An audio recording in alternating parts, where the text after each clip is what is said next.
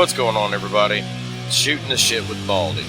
This week, today, happens to be Valentine's Day, so we have a very special show for you today.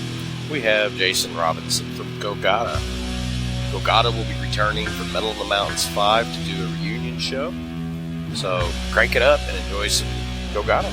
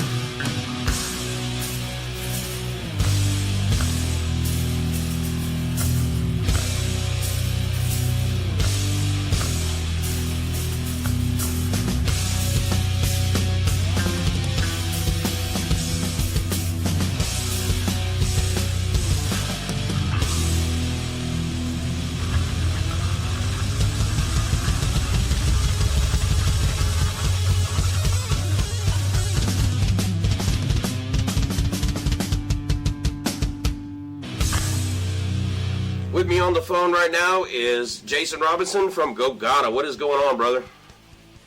What's going on, man? I'm just sitting here, throwing back a little Southern Comfort, a few brews. We're getting ready to shoot some shit with you, brother. That sounds good to me, man. What we've been doing is we are throwing together basically a metal spotlight podcast for one artist or a band as a whole to come in and give everybody their thoughts about what they think of the local scene, what they've got going on, what they've been doing. I know that you haven't been in the scene for a little bit, and now you guys are back to do the show Metal on the Mountains 5, man. How you guys feeling about that? Oh, yeah, man. Yeah, that's awesome. I can't wait. We're excited. We've been doing this shit for a long time. We took a really long break, but if we're going to come back and do anything, I think this would be the thing to do right here, so I think it's awesome. I appreciate it. I really do. I've been trying to get you guys on since the very first show. Hey, man, we take our time, but we probably come around to the good shit, though. Oh, yeah. I don't blame you a damn bit. So when did you get started playing, and how did Gogatta get together? Me personally, man, I started playing about 1990. God, that's like, a whole century ago, a millennium ago, but started playing guitar. Played guitar for about a year.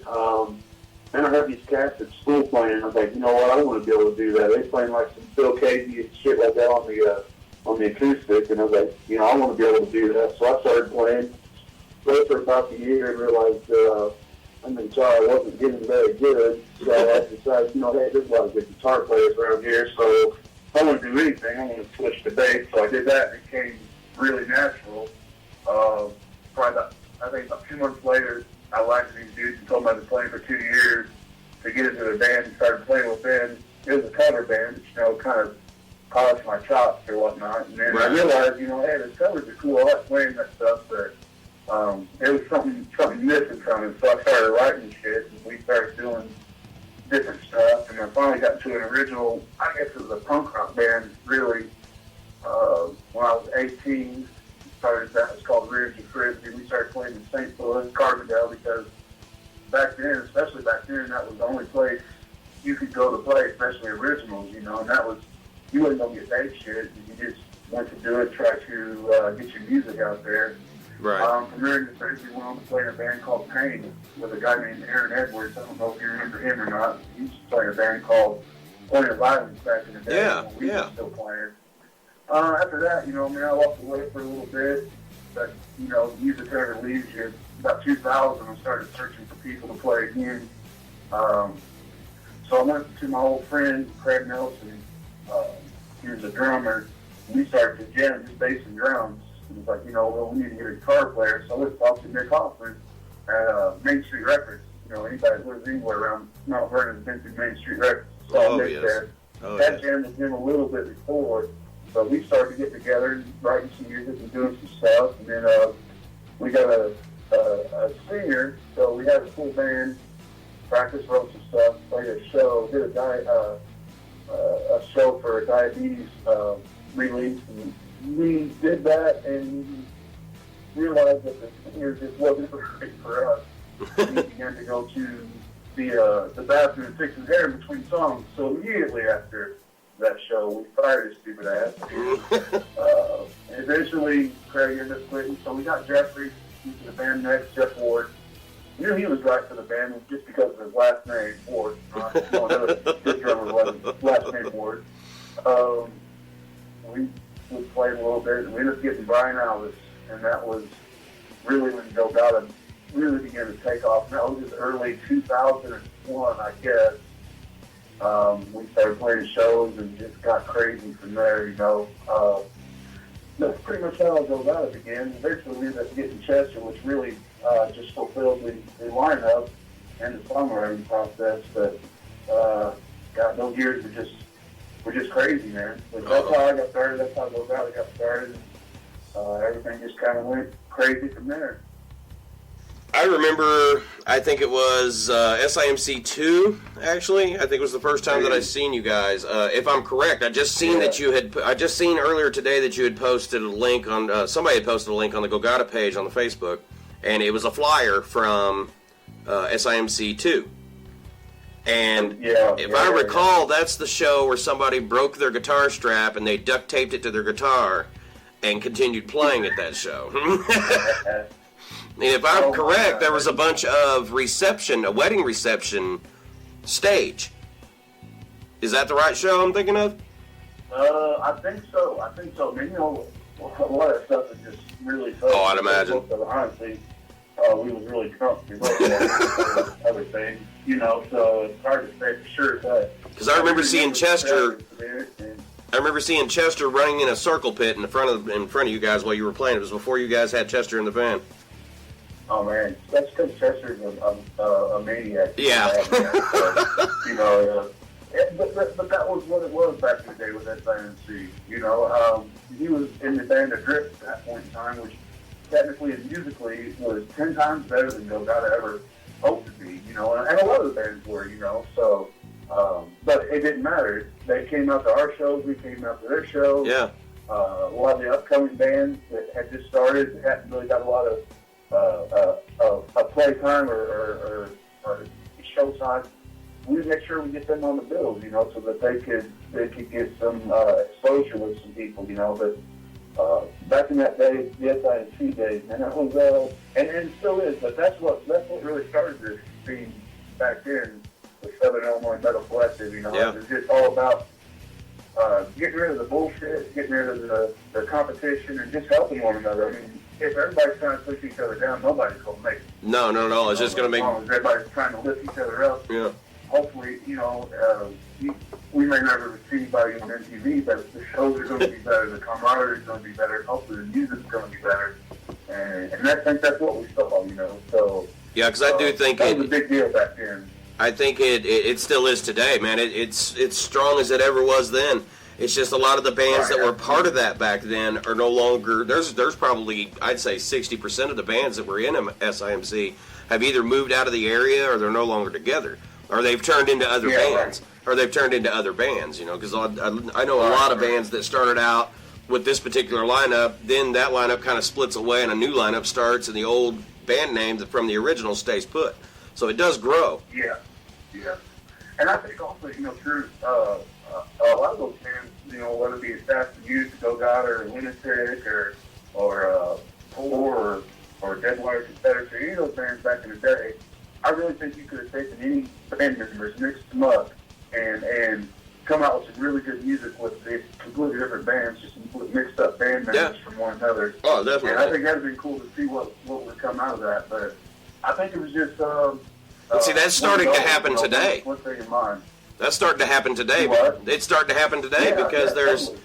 Like, I know, for instance, Some Kind of Chaos and Washco Lowlives have gotten together with members, and they created a band called Odium that just literally started playing on New Year's with us when we did a New Year's show just this past New Year's Eve.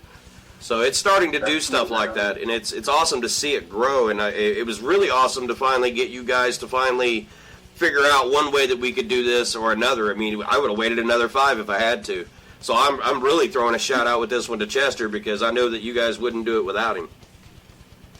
Right, and he's down in Texas right now, so he's going to make quite a bit of sacrifice to come up here and to get it together. Right now we're just kind of each one of us doing our homework.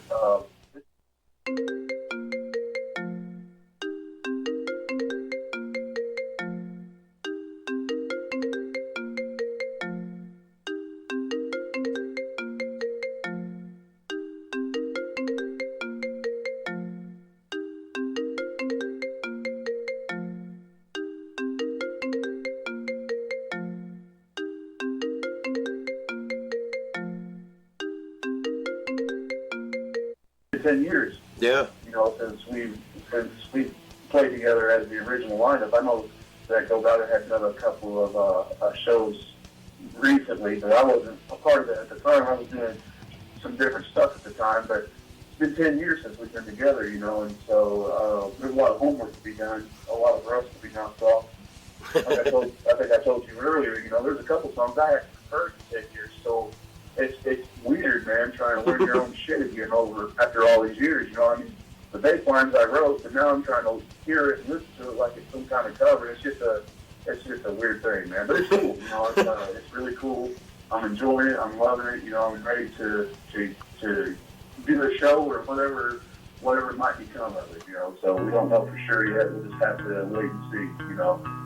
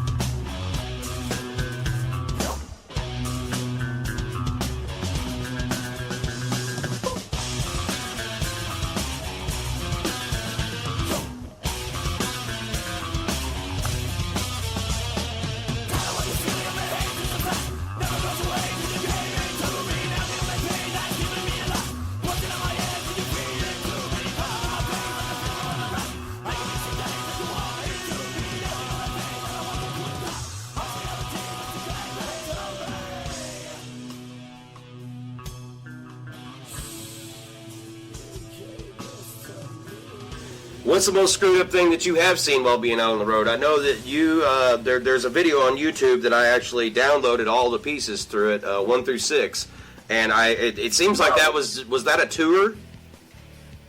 Yeah, man. You know, we booked our own tour. Went out with MoutainZ. We went out. We had a Suburban.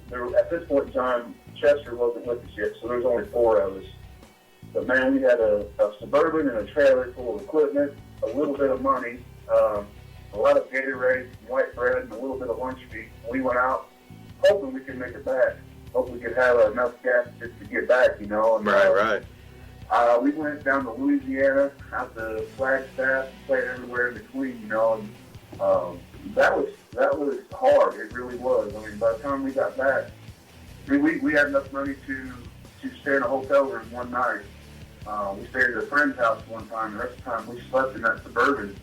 I remember one night I was so sick of sleeping sitting up. Man, I got out and slept on a concrete table in Oklahoma rest area. And I'm out there with this little bitty blanket on me, you know. And I'm thinking, shit, you know, I don't really even know what kind of wildlife Oklahoma has. I'm right by the woods, you know. If I have a little bitty pocket knife, I pull out my pocket and I've got it. Like I'm going to slay a freaking bear, you know, but you know, it's just, I think there's one part in that video where Jeffrey's talking about sleeping in the floorboard of the Suburban in a parking lot of a grocery store, and the train's keeping us awake all night. Yeah. It was tough, but that's the shit you gotta do to promote your music, you know? Oh, I would have loved to have. But I'll be honest with you, the most fucked up thing I saw ever while on the road or in that band was Brian Alves. He is absolutely the most fucked up thing I've ever seen. So, you know, the singer. So, you know, one time we played a show in Mount Vernon at the old Ramada. It was a bunch of bands.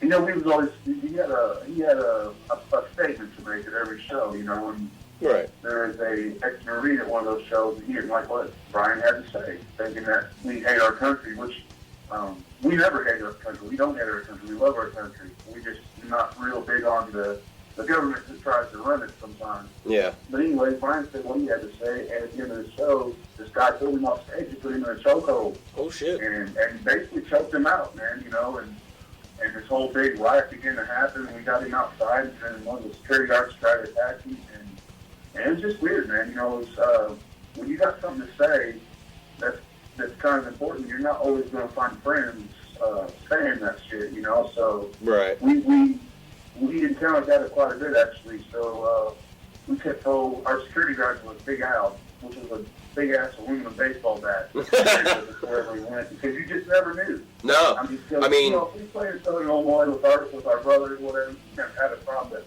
we went to Indiana or out of state or whatever, you just never knew. So we always kind of kept that with us. But right. Yeah, I think Brian Alves is probably the most fucked up thing I've ever seen. I don't mean disrespect by that.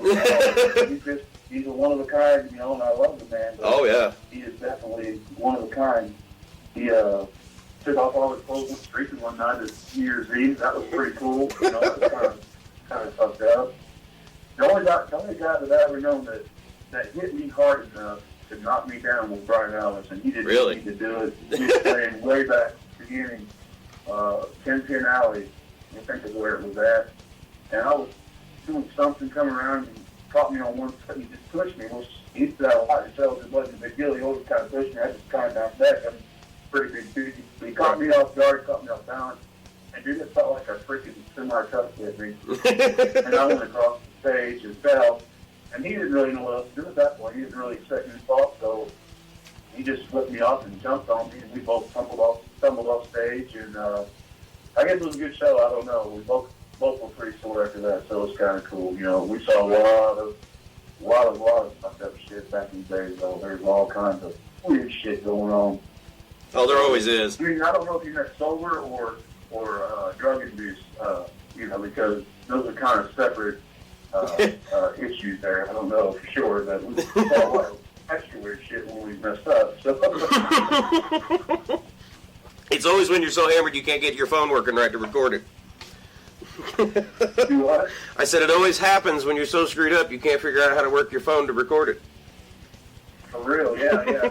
Well, even back then, you know, I mean, that was back before the days of cell phones that had cameras. Oh, yeah. You know, so that's been a little while ago, but between that and Chester doing slide stairs, that was a good time. He got in his coat and was doing slide downstairs. He hit the first, I don't know what he's expecting to do. He hit that first stair, and I'm watching, and this look come over his face, like, oh, fuck, I'm getting ready to die.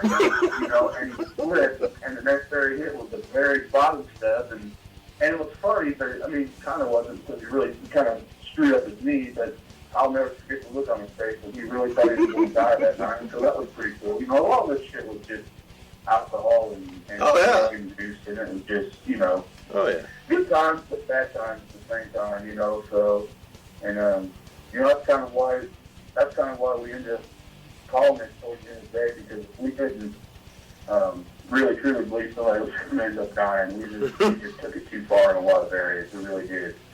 You know, we were a party band, not many to keep up with us, but it was good and it was bad at the same time.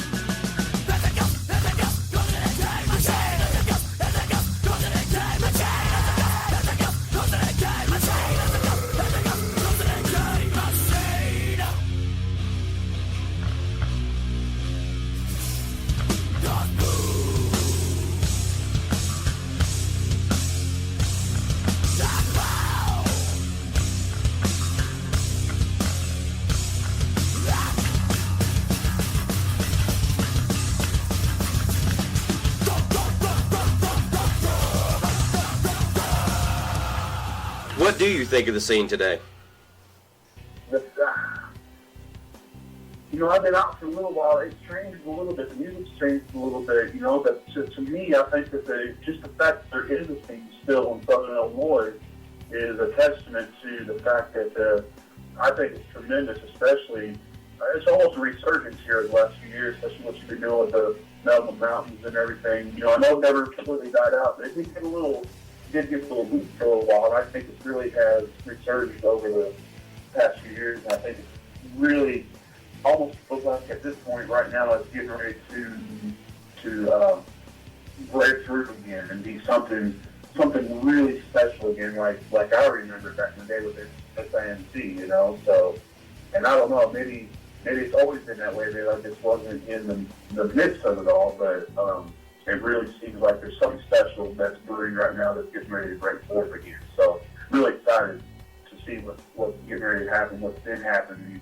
These bands and these cats are putting everything they got into their music, into the creativity of the music, and you know, and fighting together to make something out of it. So I think that's a tremendous thing. It's an awesome thing. I think as long as everybody stays on board and stays together, I think it's only going to get bigger and better. I'm excited to see what's going to happen, and I'm proud to be a part of that. So.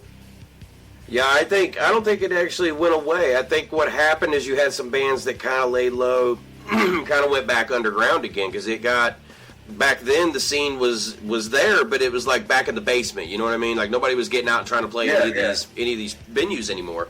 And like I had mentioned in a show a week or so ago, it's getting to the point around here at Mount Vernon where we literally had to go to the Granada. That's the reason why we left the crossing. It just got to the point where you know, it's becoming more of a performance than it is just a regular rock show like it's been the last 3 or 4 years. Last year, I think, really turned everybody on to that, and I know that a lot of kids are sick of not having a place to go to because everything is 21 and up, because the only places that'll play a band are like, you might get something out at the Hideout, you might get an open mic out at Geo's, and the Crossing plays any band but metal. But I think they went underground and do what? I said that's what, especially for original bands, especially for heavy original bands, is these bands come together to do something, to have a voice, you know, because otherwise, you know, it's cover, it's top 40, it's what you know, 20-year-old girls want to hear in a bar on Friday night, you know, and that's definitely not what we're about, you know. No. We're about creativity, we're about the music, and unfortunately, especially in the area that we're in, there's not a real large group of people who want to hear that, you know, especially on Friday night when we're hanging out with a friend. But there is enough kids, there's enough people who do want to hear that will come out to a show that has what they want to hear, you know. So it's just not, you know, I guess it's like anything else. You've got your mainstream shit, and you've got the real shit, you know. And unfortunately, there's not enough real people who want to hear real shit to keep it moving, but there are those out there who still do want to hear it, and that's the main thing, you know. And I think that's the most important thing is creating music, discovering that music, and people who like it coming in, and everybody just sharing it all together, and that's a tremendous thing, you know. So I think I think the Southern Illinois music scene is a great thing, and there's been some tremendous heavy music come out of Southern Illinois, you know, and a lot of people nationwide may never hear it, but we know it, and that's the big deal. That's the important thing, you know. Yeah, we got to push it as far as we could possibly push it. That's been my whole outlook since 2011. I mean, I didn't think it would be where it is today. I really didn't. The Metal in the Mountains show, actually the second one, I had gotten divorced. My dad had passed away. My band had broke up. I basically jumped out of it. So my singer, Brian Bernard, continued it with 2 when everybody was like, are we going to do this again? Because this was a blast. And we were worried when we did 4, Metal in the Mountains 4 last year, that being an indoor venue this year, it would lose some of its luster, and it didn't. There was close to 400 kids, or 400 people showed up, and there was probably 2/3 of that, if not a little more than half of them being under age of 21. So, and absolutely, man. Majority of that being kids. It was tremendously cool. I think the venue was cool. The bands were tremendous. The promotions, everything about it was it just encompasses what Southern Illinois metal music is all about, you know.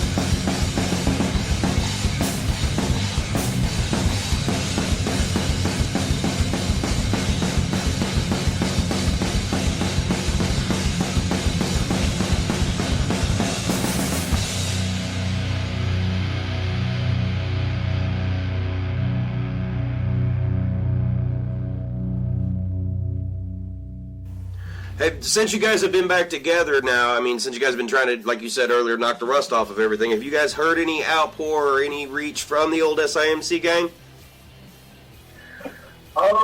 Man, a little bit, actually. We've heard from several cats who was in it back in the day, kind of falling out, and then they're kind of like, hey, you guys are getting back together, and I don't know if anything will come of it, or it might influence somebody else to do the same, or whatever, but I've heard from a few of those cats back in the day, so that's cool, just to hear from them, if nothing else, is really awesome, because it's been a long time since I've heard from some of those guys, so we'd love to see them again and just hang out and party with them, but again, we're getting back together at our only site. Our only goal that we have is doing the one show, Metal Mountain 5, and I think if that's all we do, that's more than anything we put into it to do that, because just to get back into the scene and pour back into the scene a little bit that's been so tremendous to us over the years and has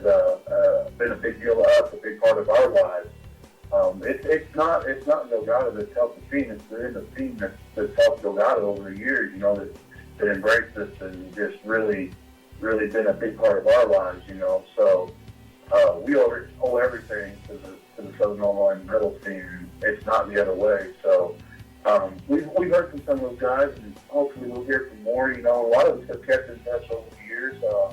Some haven't, but anybody that we hear from, anybody that we come in contact with, over the years, it doesn't matter if it's whoever it is, we're still brothers or sisters in this scene, so it may have been 10 years since we talked last, and we just like it was, we talked yesterday, because that's just how closely knit that the scene is, the brothers and sisters in this scene, just like it was yesterday. It's always family, always friends, always brothers and sisters, no matter how long it's been, Oh, yeah. So do you have any plans for starting up maybe a new project, or are you looking for a new project or anything like that? I'm just going to see what happens with this thing right now with Gogatta. Like I said, we've had a couple offers to do other shows. I don't know if we'll take them up on that. A lot of guys are busy. Chester's down in Texas, and I don't think we would do anything without him, because even though he came on board a little bit later, he was a big part of the writing process and an irreplaceable part of Gogatta, so we wouldn't try to do it without him, I've been in contact with a few people of starting actually a strange, weird, concept thing that's been in my mind for the last couple of years, trying to do music that's based on the emotional level of a serial killer, actually, because I've done a lot of study on that, so trying to just maybe get inside the mind of that and see what comes out of that on the emotional level, and what makes somebody like that tick, And I've been in contact with a couple of guys that I'm not going to say their names right now, but they're pretty well known in this scene, so hopefully something comes out. We'll see. I don't know. Right on. That's about all I've got inside at this point in time. Right on. Well, brother, it's always a pleasure. Man, it's been a long time. I think the last time that me and you actually spoke was when we both worked at a restaurant here in Mount Vernon. It's been a long time. Back in the day, man. Right on. It has. It's been a very long time, man. Like I said, the first metal show that I went to was SIMC too. So for the local scene, that one's always dear to me. And like I have mentioned time and time before, my cousin Jeff, who obviously plays for you guys, come up to me right before they were getting ready to go on and said, "Better buckle up." So I've had that. I've had that little piece in my head ever since I've seen you guys play the first time. So from me, truthfully, thank you for doing this show. We all love the fact that you guys are back. And just to give you guys a little taste of what we went through booking the show, just because you guys were on the show, we had at least half the bands wanted to be the slot right before you guys.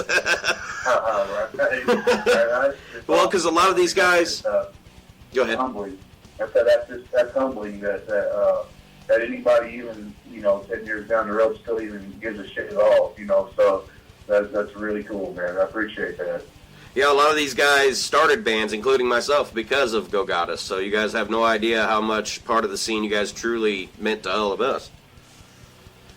Hey man, even we may not have went as far as we wanted to in it, but the fact that it's maybe inspired somebody else to pick up a guitar or pick up a bass and play drums, or just get up and speak their voice, speak their mind, is way more tremendous to me than getting paid any kind of money or getting any kind of notoriety. Just to be that kind of influence is a tremendous, humbling, wonderful thing, So that is truly, truly awesome, and I appreciate that so much.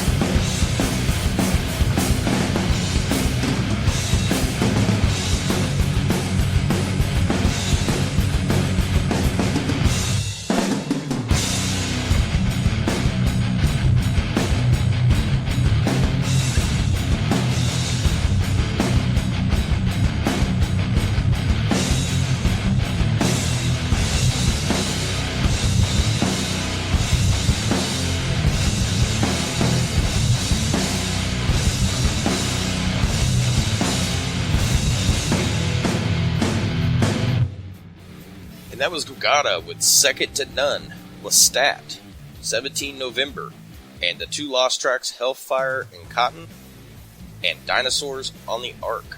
Gogatta will be reuniting for Metal in the Mountains 5 at the Granada Theatre, 104 North 9th Street, Mount Vernon, Illinois, 62864. That show is on August 6th, 2016. Doors open at 1, show starts at 1:30. You can find tickets after May 1st. They go on sale at baldys.weebly.com. And as always, I appreciate you guys being on the show. Jason, thank you. I also want to thank Nick, Brian, Jeff, and Chester for getting back together. We're glad to see you guys coming back to, even if it is just one, even if it is to do just one show, we're glad to see you guys, as well as the other bands that will be on here. The card will be released on baldys.weebly.com on May 1st for the rest of the lineup on that show. You can find more information at the website or the YouTube. I will see you guys next week when we will have Uncle Dave from Groove Tang Dynasty on. Metal Horns up. Later. The Shooting the Shit with Baldy's podcast is a non-monetized podcast. All music is so owned by the artist. Any reproduction is prohibited by law. All backing tracks were pulled from YouTube accounts. These are not owned by the Baldy's page or the podcast. All information given in these interviews are solely given over the phone or in person and by permission of the artist or band. This podcast is for informational purposes only.